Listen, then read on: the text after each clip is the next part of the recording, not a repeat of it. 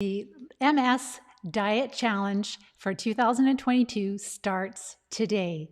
And I am so excited for this time because not just to help people get healthier, but when people follow this diet, and that's what's so powerful about this challenge, is that we see really huge shifts in symptoms, decreases in inflammation.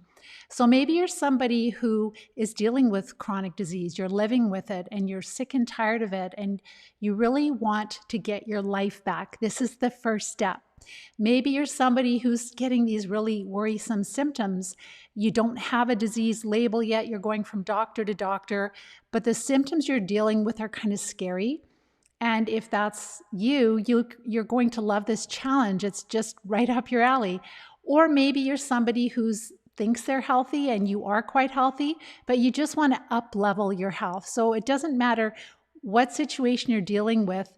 This live disease-free diet, and we're calling it the MS Diet Challenge because we do attract a lot of people that have MS, and this is really the first step to recovery. But it's not just for MS. Really wanted to stress that, how important that is. So what I'd like to share with you are the guidelines of how we follow this, because it's going to be a lot of fun. We're going to have prizes for those of you that submit your pictures of what you're eating, and they're awesome prizes. We'll talk more about those later. But it is a really fun time to engage. Like, this whole COVID has really disconnected us. But for us to come together with a common purpose is that we want to have our very best health in our life this year.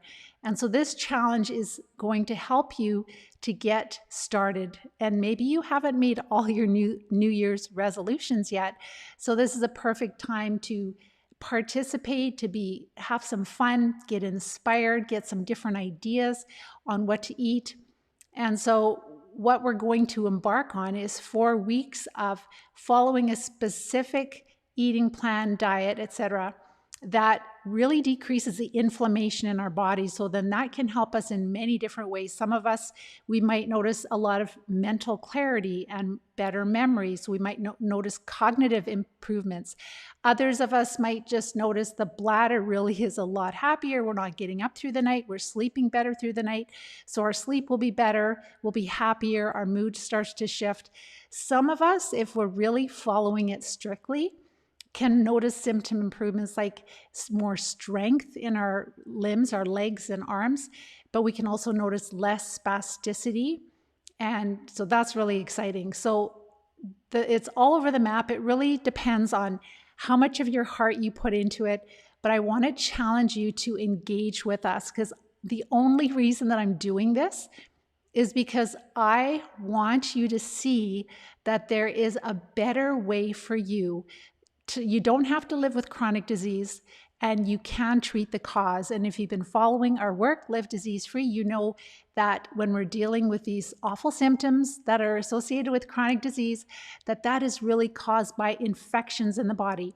And so this diet is the first step to really make those infections less active, and we start to see inflammation going down, and it can give a multitude of symptom improvements. And it's so incredibly exciting.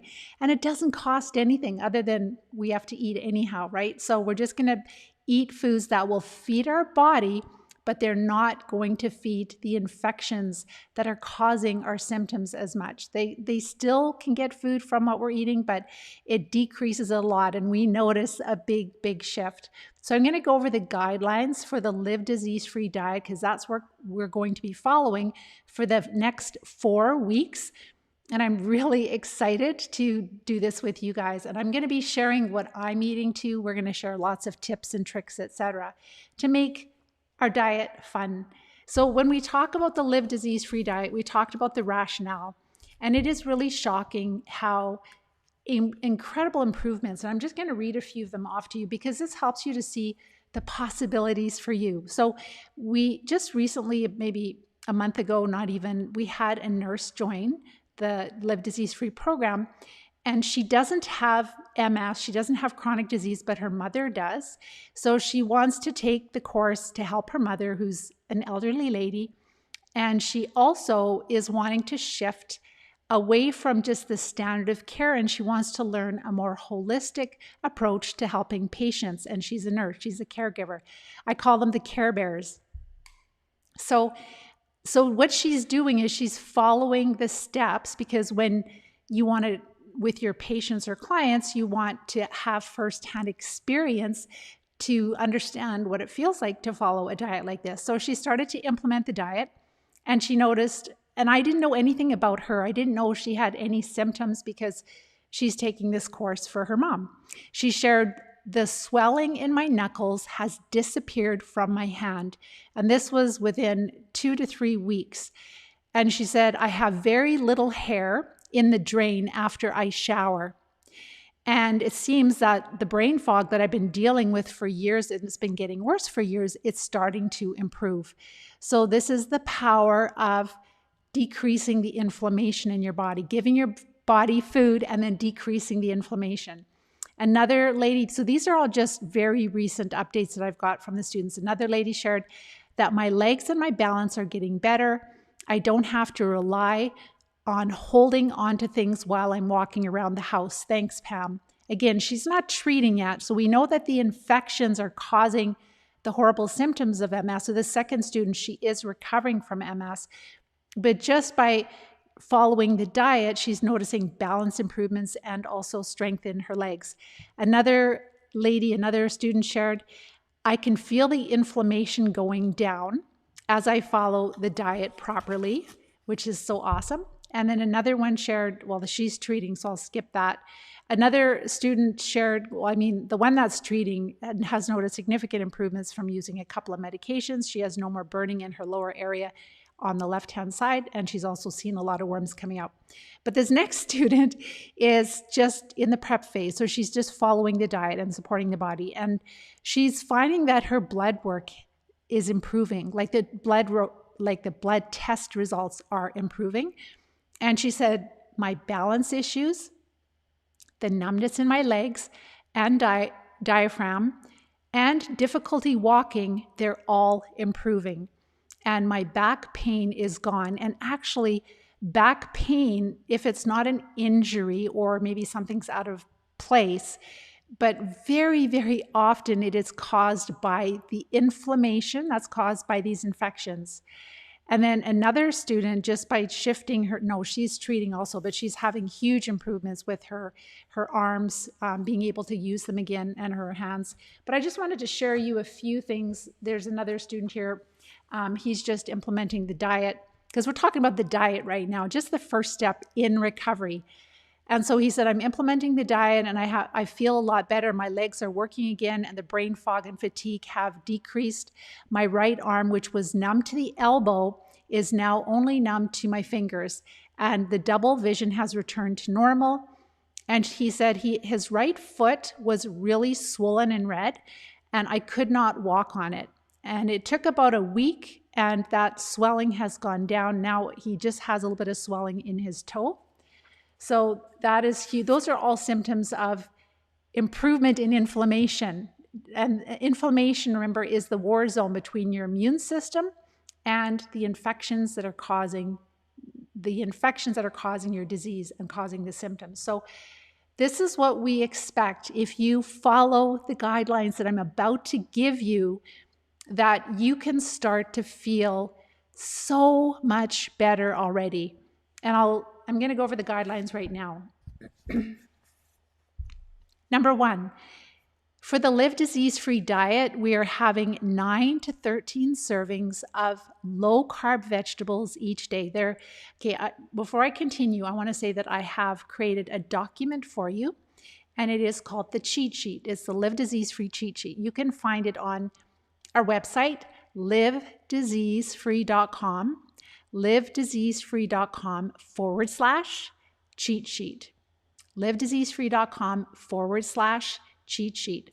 And I'm going to go over the second page right now, and then I'm going to go to the first page. So the guidelines, number 1 is our target is 9 to 13 servings of low-carb vegetables per day. And for some of us, that's a lot. Some of us don't like vegetables. So it takes a little bit of time to get used to eating vegetables. So you just do your best. You just work your way up. Some of us are really nauseous. These infections make us feel so nauseous. We eat like a sparrow. We can't eat a lot of food. But as you just follow these principles, you'll find that the inflammation is going to go down. The nausea starts to go down, and you are going to be able to start to eat more. Your appetite will come back. If you have inflammatory bowel disease, if you know that when you eat a lot of vegetables, it does not agree with you, it's absolutely fine to cook your vegetables until the inflammation starts to go down and you can tolerate them. So steaming, sauteing, stir frying, oven roasting, the vegetables that are on the cheat sheet are fine. All right, so listen to your body. Don't, if something isn't agreeing with you, if there's a certain vegetable that doesn't agree with you, don't eat it. We can all have different food sensitivities because of the leaky gut, because of the different infections that we have in our digestive tract. The target is 50 total grams of carbs per day. So not calories, we're talking about 50 total grams of carbs per day. That includes fiber, sugar, carbohydrates, and starches. You add up all of those numbers together. It's really easy to use a free app on your phone called the Chronometer, C-R-O-N-O, Chronometer. You can pull it up and you can put on a day that you're not very busy, maybe you're home on a weekend. So on that day, then put in everything you've eaten in a day, put it into there, and you're looking for the total grams of carbs, not the net. So make sure you add up the fiber, the sugar, the carbohydrate, and starch all together. You want it to be below 50. If you're dealing with really serious chronic disease, 35 to 40 would be even better. And some of our students find that, man, when I hit 30 or just below 30 total grams of carbs, I feel so much better. The symptoms really start to diminish, go down a lot. So we're having 9 to 13 servings of low-carb vegetables per day from the shopping list. We are having moderate amounts of animal protein with every meal to maintain your muscle mass, your mental clarity, your strength. And then we are having enough healthy fats to maintain your weight. So if you're very slim, like myself, then you have to make sure you eat enough calories or you will lose weight. So as we're decreasing the calories from our carbs, then we are increasing the calories from healthy fats. And that would be things like butter and extra virgin, cold pressed, non-GMO, like olive oil. You could do avocado oil, coconut oil, etc. So the healthier fats, we're staying away from margarine, etc., because those are all definitely denatured and not good for us. So that's the premise. It is grain-free. So we're off of all the grains because we're not digesting them very well. When our microbes in our intestines are out of balance, we have dysbiosis, where too many disease-causing microbes and not enough health-promoting microbes, then we have to cut the grains out and we'll feel so much better. And I didn't know if I could survive without grains because I am slim, but you'll find that you feel so much better. So that includes like even things like quinoa and brown rice. And it's not that they're bad for you. It's just that if you don't digest them well right now because of the inflammation, because of these infections, then they become food for the microbes, the bad ones in your intestines. And that continues to give you the brain fog, the foggy head, the memory issues, the depression, the anxiety, and all of that. So as you cut out the grains, you'll find that helps a lot. So grain-free, dairy-free, butter is fine. Ghee is the best. Sugar-free, of course, sugar would be like putting gas on a fire. It is the absolute favorite food of these disease-causing microbes. So we are completely sugar-free. And these infections don't care if the sugar comes from fruit, if it comes from honey, if it comes from cookies, whatever.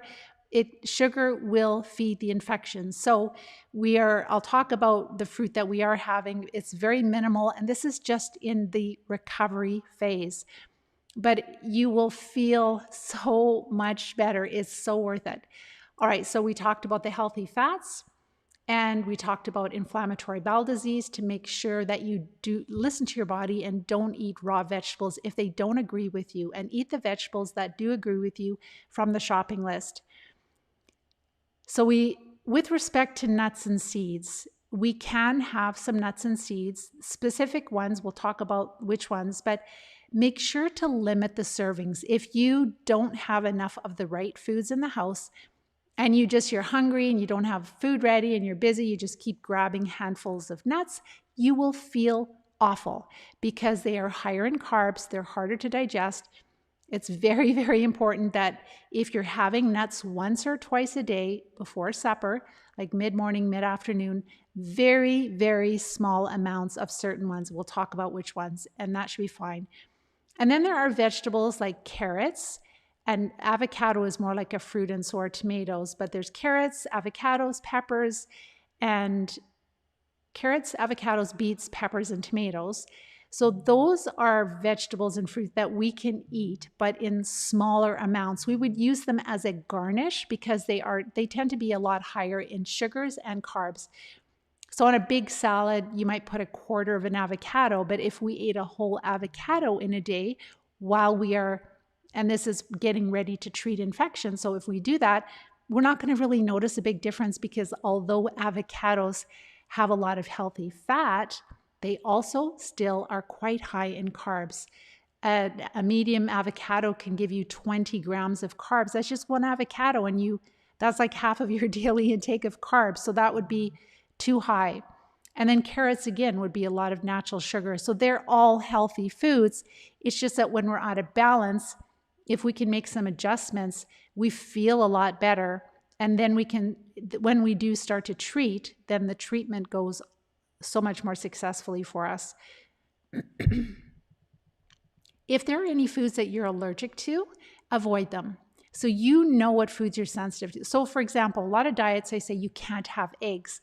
We allow eggs because a lot of people are not sensitive to eggs, and they're so incredibly nutritious. So if you are sensitive to something, avoid it. But if you're not, eggs are absolutely fine. And we want to choose food, so vegetables and different types of meats, in as close to its natural state as possible. So for example, we would prefer to have like ground hamburger or pork if you like pork, or like just chicken that's raw, instead of sausages and bacon and ham. Whenever you have ham and bacon, usually there's sugar added to it, and even small amounts will really feed the infections, and you'll notice flares of symptoms when you eat that. And then sausages, unless you make them yourself or you know the butcher very well and you trust them, they very often will have ingredients like fillers and binders, etc., that will feed the infections also.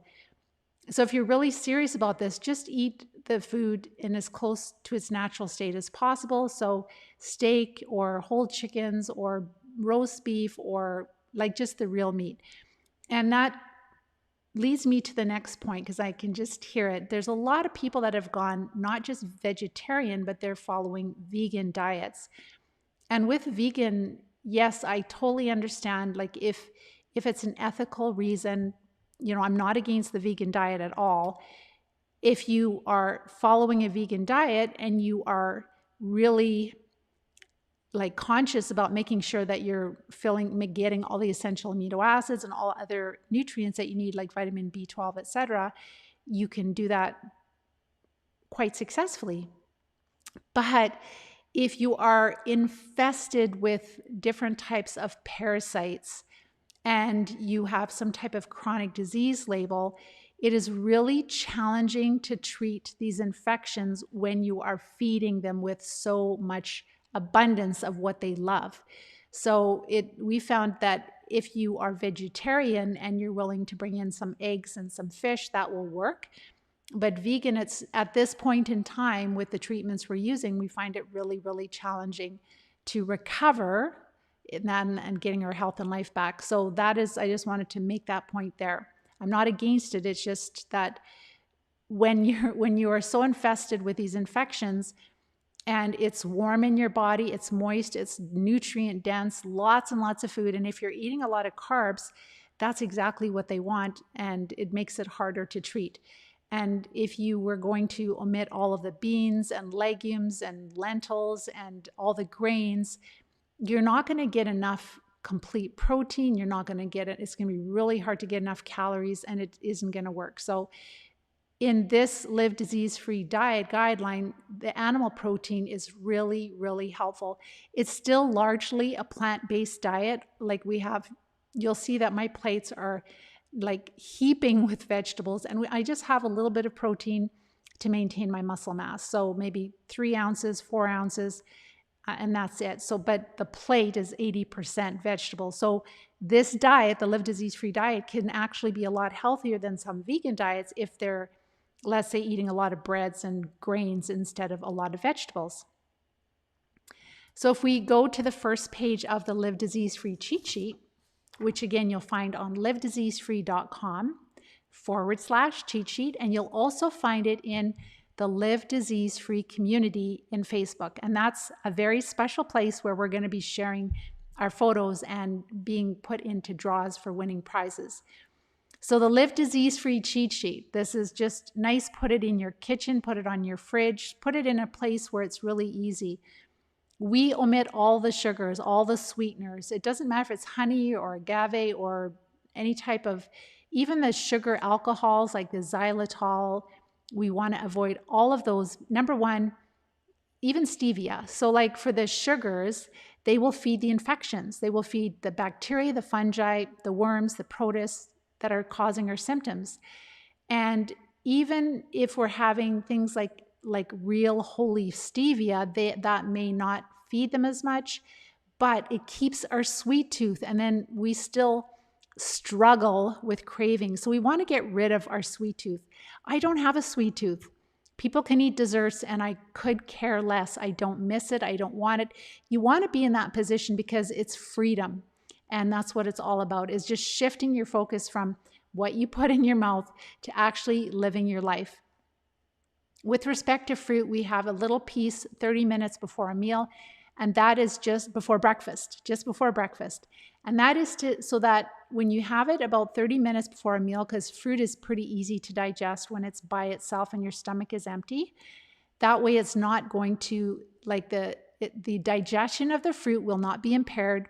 It is not going to ferment, and fermentation is when bacteria is fermenting the sugar in the fruit. So it's not going to ferment. And we would have things like just a small, like a half a green apple or a small kiwi or a tiny bit of certain berries, like a not even a quarter, an eighth of a cup, just a very small. So it's more just like for the flavor. And fresh lemon or fresh lime juice on our salads. We wouldn't have it all day in our water, because it's surprising how much natural sugar is in lemon or lime juice. It is really shocking. All the other fruit and juices, we're excluding it during the challenge, and you just have to trust the process. You will feel like a different person. And then as far as the meat, virtually all meat, so this is fish and chicken and poultry and beef, pork if you like pork. Organic is always best, especially with all the vegetables and food, but our students are recovering from incurable diseases, and they're not able to buy all organic. So that's not the most important thing, but make sure to avoid any of the sandwich meats or breaded or sausages or ham or bacon, because they're always laced with a little bit of sugar, filler, etc. Eggs, we're fine with eggs. If you're allergic to eggs, avoid them, absolutely. And dairy, we mentioned that all substitutes, so we're not having coconut yogurt, we're not having any of the coconut milk, almond milk. We're just having water, and you can have, the butter is fine. With respect to vegetables, most fresh, steamed, sauteed, up and roasted, unblemished vegetables, and the things like asparagus and broccoli, cauliflower, kale, Brussels sprouts, green and yellow string beans, all the Chinese vegetables like bok choy and su choy. There's a ton of vegetables that you can have, but avoid the vegetables like corn, peas, and potatoes and sweet potatoes. Anything that's starchy, that sticks to your ribs, that's what you're going to avoid. because that would be too high in carbohydrates. So avoid all the starchy vegetables. With respect to yeast, we avoid all yeast products and all the vinegars except for apple cider vinegar. The nuts and seeds, so things like hazelnuts, walnuts, make sure they're fresh, make sure they're not moldy. But cashews, they're a legume, so be very careful with those. It's best to avoid them at the start until you start to really feel well. And then if you had a little bit of cashew, very little, because they're like a legume, they're not really a nut. So this would be raw nuts and seeds, including pecans, almonds, hazelnuts, and walnuts, pumpkin seeds, sunflower seeds, sesame seeds. Be careful with the nut butters because very often there is a little bit of sugar added to them. And it's really easy to eat too much nut butter because it is ground up, and you eat too many nuts and you'll feel worse. Fermented foods, homemade raw sauerkraut is absolutely the best. But if you're too busy, you can purchase, sometimes even at Costco, there is a wild brine, which is the best, is if you can get something that where they haven't used a culture and they've just allowed the organic vegetables, the microbes that are on the organic vegetables, to just multiply and multiply. So the raw sauerkraut is kind of like this probiotic supplement that we use. Make sure though that if you're dealing with chronic disease that you introduce it very slowly. You might be able to just start with a half a teaspoon and increase it. Listen to your body. We avoid all alcohol. We avoid all caffeine. So caffeine will stimulate us, but it will also stimulate those infections, those parasites that are making us feel so horrible. So we are avoiding, again, with the grains, we're avoiding all of the rice, the quinoa, corn, wheat, oats, barley. And I know if you haven't done this before, it kind of feels strange, but you will find that you feel so much better eating this way. So I'm going to go to your questions, and then I'm going to go over the rules, and so that you have an idea of how you can win some amazing prizes by submitting your photos of what you're eating for meals that are compliant with the Live Disease-Free diet. Hi, Bonnie. So Bonnie shared, I've been following this diet for a few years now and doing really, really well. Last couple of years, we've been traveling a lot at the house, selling, moving, buying, and we've settled down now. Oh, that is so cool. Awesome. So this is, once you start following this, and the purpose is that when you follow it strictly, the guidelines that I give you, it's so that you can start getting to that baseline of like, how good could I really feel? How much younger could I really feel? And so you're getting down to that baseline. And if you have a chronic disease, autoimmune disease, or maybe you're having symptoms and you know you're heading that way. So the diet is one step, but you also want to treat the infections.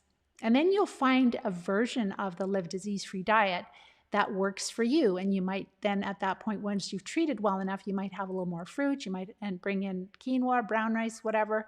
But you'll be able to find, with the level of stress that you have in your life, some of you are high achievers, some of you are a little more easygoing, but wherever you're at, you'll find what works for you. But the key is to allow you to live your very best life. And that's what this diet does. Okay, I'm going to go to your questions. If you have any questions about the diet, let me know, please. Hi, Julie. Hi, Stephanie. So Isabel is wondering, please let me know if eye floaters could be parasites. Yes, they definitely can. And you may have to treat. They're like, the problem with parasites is they don't just go away if you decrease the food to them. So your body, even with the Live Disease-Free diet, your body will still maintain a specific blood glucose, or blood sugar level. And the parasites throughout the body, including in your eyes, they will be able to feed off of that. And so they're not going to die. You actually have to physically treat them. Hello, Valerie. Hi, Derek. You are so welcome. Thank you so much for helping us get the word out, Derek. Really appreciate it. You are a champion. That's awesome. So this is a Facebook user. I'm so glad I'm here. Hi, Rob. So let me know if you have any questions about the diet. Otherwise, I'm going to go to the rules. So Jesse, Has anyone heard of the link between MS and Epstein-Barr virus that they have just found? Actually, they haven't just found that, and I probably will do that next week. I'll talk about that research. So it's really frustrating. Okay, so let's just kind of get to the basics, and then next week I'll talk about the findings of the study. So Epstein-Barr virus is normally present very abundantly in the general population. So over 90% of all of us without chronic disease test positive for Epstein-Barr virus. So over 90%, I think it's like 92%, something like that. So basically everyone tests positive for Epstein-Barr. So then if it's an MS thing, then wouldn't we have a lot more people that have MS if most of the population tests positive for Epstein-Barr? Another thing I want you to think about is that the viruses are not living. They don't eat food. So you would not notice a change in your symptoms if you change your diet. Not dramatic symptoms like this, where people notice that, that spasticity improves, that balance improves, that their bladder, they might start feeling a little more energy, but they're not going to notice huge shifts in neurological symptoms. Viruses are not living. They don't need any food. So it doesn't matter if you eat sugar or not. It's not going to affect the virus. So that's the second thing. So number one, most of the population, and I just scanned the article to be in fairness to the article, but what I'm looking at the beginning, because I just shared another study a couple weeks ago where they were talking about, they found 3 neurotoxins abundantly in the blood and in the spinal fluid of MS patients, but not in healthy controls. So that's what I'm looking for, is at the beginning of the study, it's like, sure, you've got one group of MS and other people that don't have MS, but what is the prevalence of the Epstein-Barr, number of people testing positive for Epstein-Barr in the general population in your control group? And this is where we have to critically analyze studies. So that's the frustrating thing. And then two, another one that I just saw is that hydroxychloroquine is gaining some attention for multiple sclerosis. And when you look at their rationale, they're like, well, the hydroxychloroquine apparently it modifies the immune function, and that's all they're looking for. They're never looking for a cure. They're looking for something like, oh, well, there was one study done on hydroxychloroquine, and I can't remember, maybe 30 participants, and maybe 8 of them did not progress as poorly as in the other group. That the ones that had hydroxychloroquine, it's nobody got cured. Nobody is like way better. It's just that a certain percentage of the group did not progress as quickly as they thought they would, and this was for progressive multiple sclerosis. So this is not acceptable for us. We don't want this kind of treatment. We want a cure, and the cure will only come from treating these infections, and diet is the first step. We want to first weaken the enemies weakening these infections by not feeding them so much. You will notice significant improvement, and I want this for you because I want you to say, like, wow, Pam said I would notice symptom improvement significant, and I am. I can't believe this. So maybe I do have infections. Maybe I do have these different types of parasites. If you have chronic disease, yes, you do, absolutely. But this will help you, number one, in improving your quality of life, helping you to see that there is real hope. The virus thing, another thing, Jesse, to be aware of is that when we're in a state of dysbiosis, when we have worms and we've got different fungi, different fungal infections, and we've got bacterial infections and single cell parasites, then our immune system is so taxed that we could be more susceptible to other viruses. So maybe Epstein-Barr is a little more active then because our immune system is so compromised. So I think in the study, from the very little I looked at it, it's like, well, I don't know if it was 98 or 99% of the test group were positive for Epstein-Barr, but then the general population is over 90% too. So it's not that much difference. Why are they doing this? To have a vaccine. to give everyone a vaccine and we still live with our disease. And that's not what we want. We want our life back. We want to treat the cause, and it's very, very possible to treat the cause. And I wanted to share with you another really, really wild thing that just came in a couple of days ago. And let me see, where is it here? There was a parent that sent me an email. Oh, I don't have it here, but basically they have a child that has a rare genetic disorder. So of course, this is a disease, 5-year-old son who has this rare genetic disorder. And that means you can't do anything about it. You can just try to manage the symptoms. You can try to manage the immune system, try to keep the inflammation down. And it's something like yes, here it is. Yay, I found it. This is pretty awesome. So this brought tears to my eyes. So I don't know this person, but they just have been following my work. And she shared, I'm writing you as you are a true truth seeker. You have changed our lives for the better. It's a miracle we found you, and you've been able to enlighten us on how to save our child's life. We've been following the diet now for a while, and my son, who was diagnosed with MLD last time this year, he's 5 years old. He's been following the program since June, and he has been recovering ever since. He's sleeping a lot better. He's able to move his arms, stretching in his sleep, and he is becoming responsive again. It's a true miracle. We have been flushing so many parasites, eggs, and biofilms out of him. You are a real hero to all, and you have inspired our lives forever. Keep up the good work. You are a true lifesaver.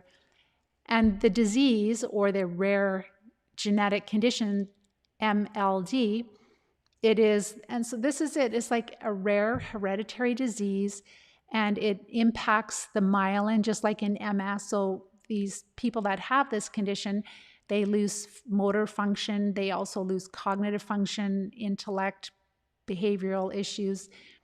And there is no cure, right? Just like with MS and ALS and PLS and all the autoimmune diseases, there's no cure. And how many people, how many children are suffering with curable conditions, with conditions they're told there's nothing they can do. They're suffering terribly. There are thousands and thousands of them. So this Live Disease-Free diet, so the MS Diet Challenge, it is not just for MS. Low-carb eating is helpful for autism. It's helpful for Parkinson's, for all autoimmune conditions, arthritis, cancer, huge for cancer. You can see TED Talks about how going low-carb is so important for cancer. So this is an opportunity for you to engage with us, to have some fun with us, to start learning these principles on how to use diet to decrease inflammation in your body and to start feeling better. I'm going to go to the rules here for the challenge that we're doing. So there are just a few little rules. It's going to run from today, so January the 26th till February the 23rd. So it's running for 4 weeks. And it's just, we're going to keep it simple. It's going to just be on Facebook. And we would really like everyone to just put their entries in the Live Disease-Free community on Facebook. It's a private, closed group, but you'll just do ask to be invited, and we'll invite you in there. And when you submit, so like as you take the cheat sheet and you start to implement and you start to follow the guidelines, if you send a picture of your breakfast, your lunch, your snack, your supper, whatever plate you're making, maybe you made a dish, a recipe, if it's compliant with the Live Disease-Free plan, then your name goes into a draw for prizes. And for each photo, it has to be like you can't just take 10 pictures of one meal you ate. Just one picture per meal or one picture per recipe. But every picture that you upload, and you, first of all, tag it. And if you don't know how to tag it, if you use that @ with a circle around it, and then you start typing Live Disease-Free, it'll turn blue, and that tags us. So we just want to make sure we can find your pictures, right? Because there's thousands of people all over Facebook. But if you tag Live Disease-Free, And what's really important is using the hashtag. And the hashtag is MS Diet. So hashtag MS Diet Challenge 2022. MS Diet Challenge 2022. MS Diet Challenge 2022. That's the hashtag. And if you do the hashtag and you tag Live Disease Free, then we will be able to find your posts. We'll be able to find your pictures. And we will be sharing recipes. We'll be sharing my meal ideas and lots of different tips and tricks.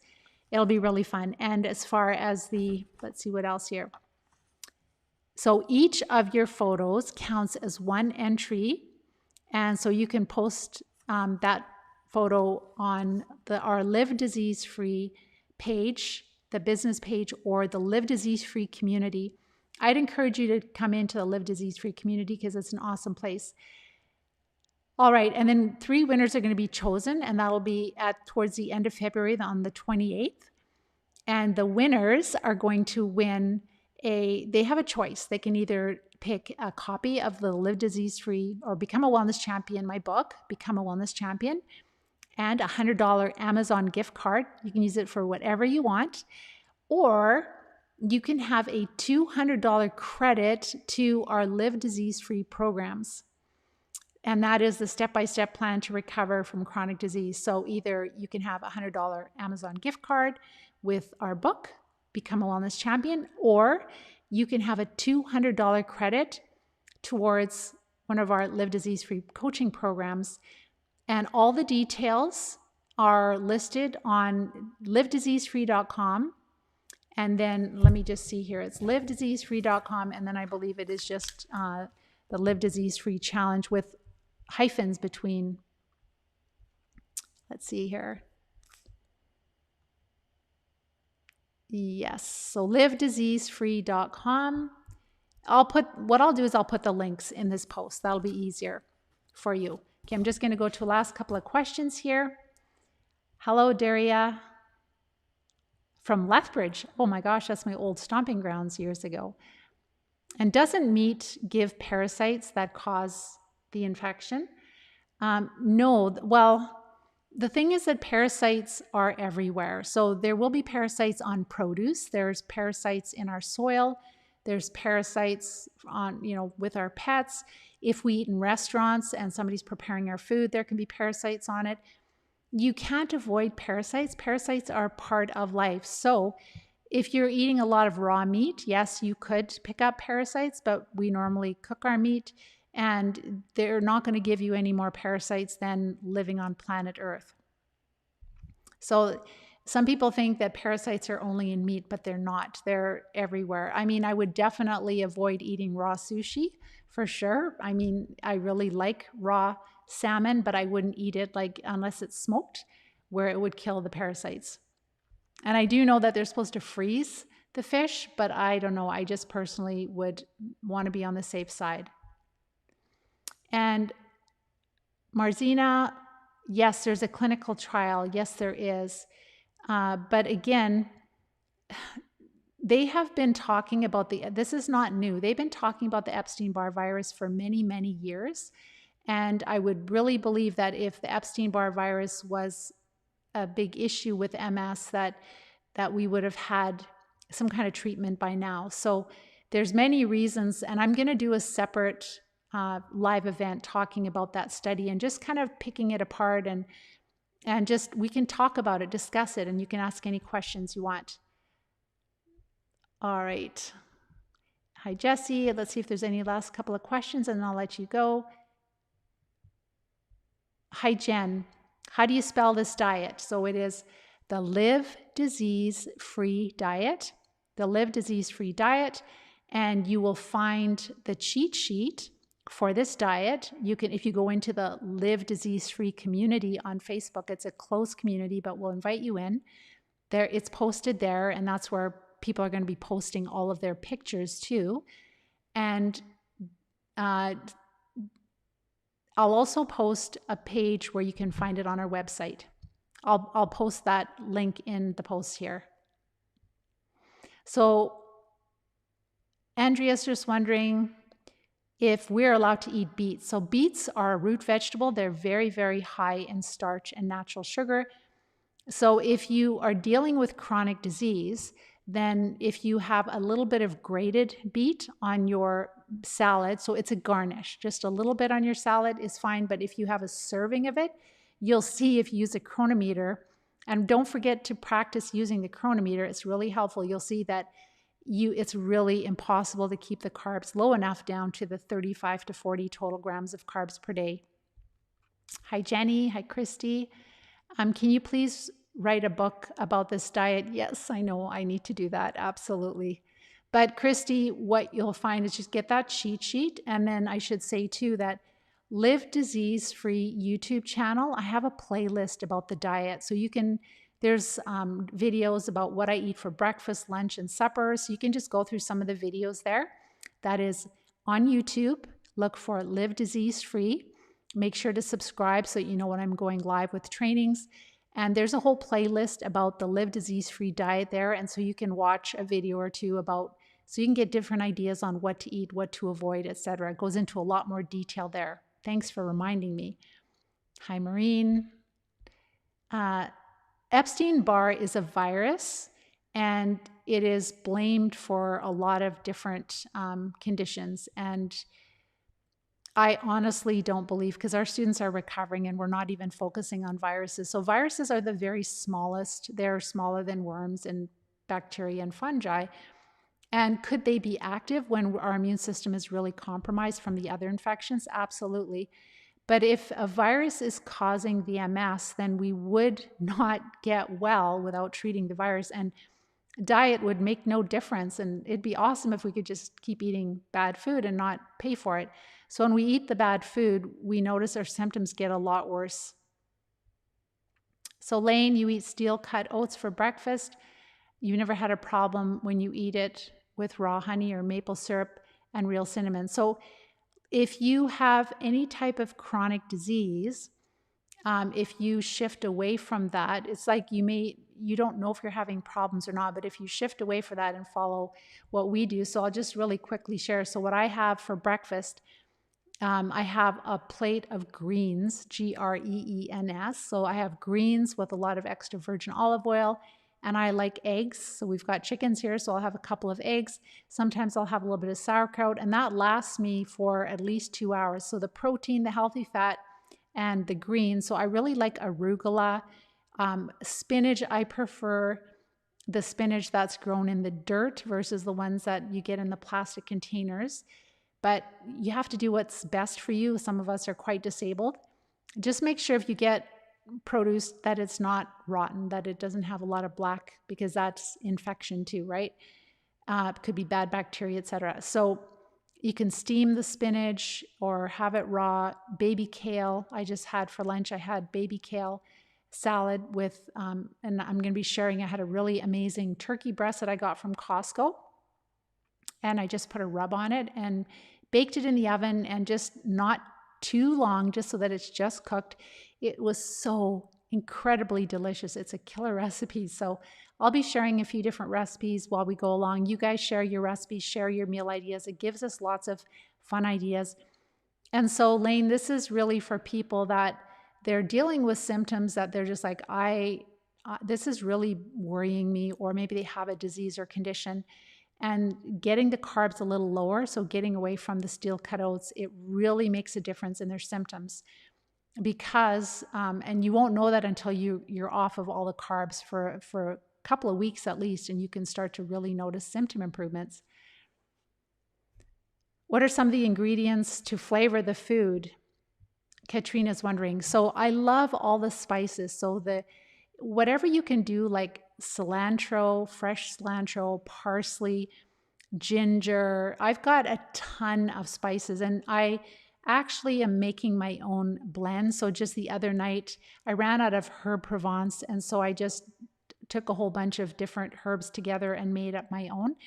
I didn't have lavender, so I will pick up some lavender, but for a Christmas present, I got a Vitamix, and they had the little tiny part you can put on top, and because you're supposed to grind, you're supposed to have bay flour or bay powder, so bay leaf powder, And that's pretty hard to break up with a rolling pin or smashing it.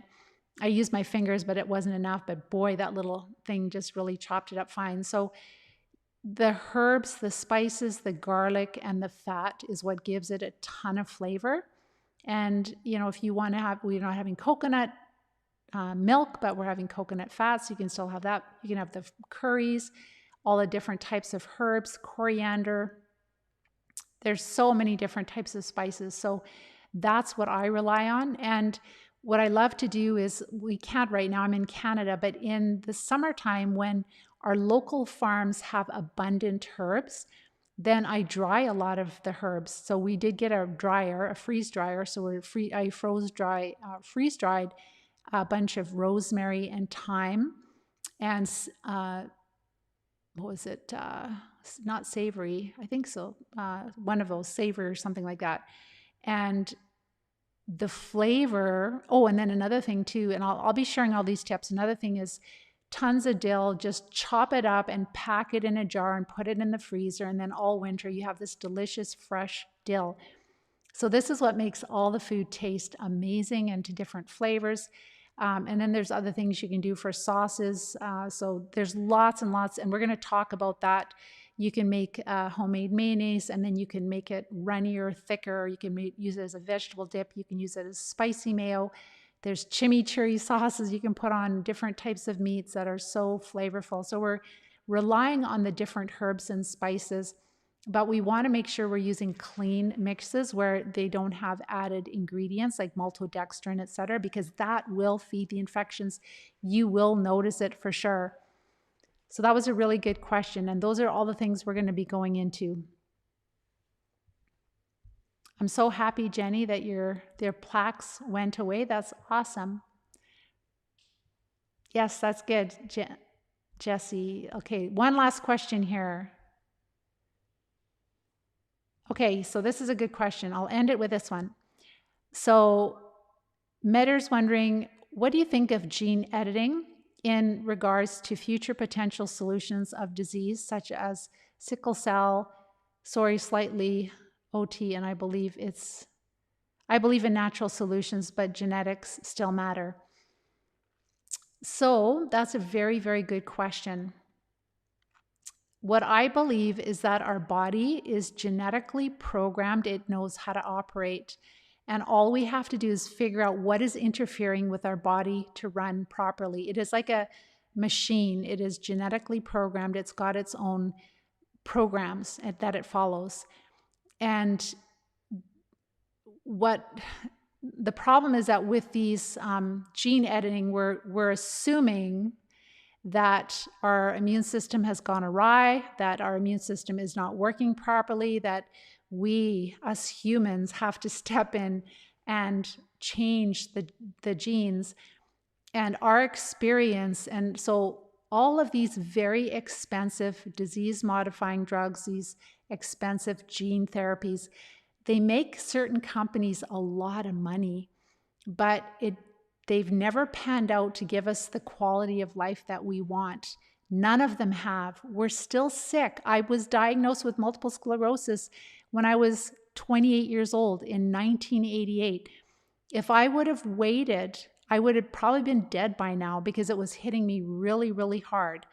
So what, in my experience, when we've served over 1,000 students in the Live Disease-Free plan, is that these diseases are stemming from infections in the body, chronic infections in the body. And guess what? There's no money in treating them. That's why we're not treating them. And toxicity, and most of the toxins are coming from these infections. And we could have nutritional deficiencies, which, number one, yes, our food is deficient in certain nutrients, but also these different infections, the chronic infections in our body, they are freeloaders and they make us deficient in nutrients.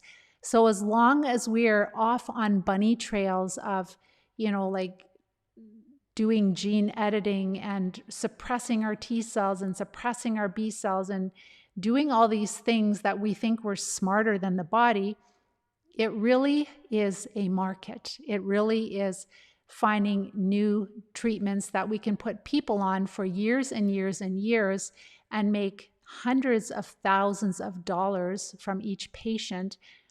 Our doctors, this is not how they're thinking, but the companies that are running this at the top, they are. There is no money in treating the filarial worms, in treating the juvenile tapeworms, in treating the candida, the aspergillus, the babesia, the bartonella, that they've been knowing for years have been the cause. And instead, we want to do a vaccine for a virus that affects over 90% of the general population that don't have MS.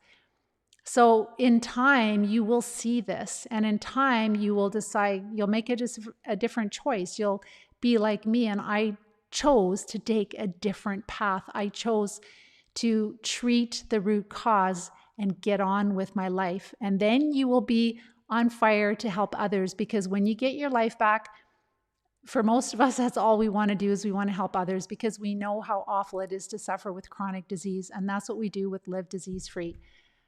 All right, so I'm going to let you guys go. We've gone for almost an hour. There's a lot more questions. Just type your questions in. We'll answer your questions. We're super excited.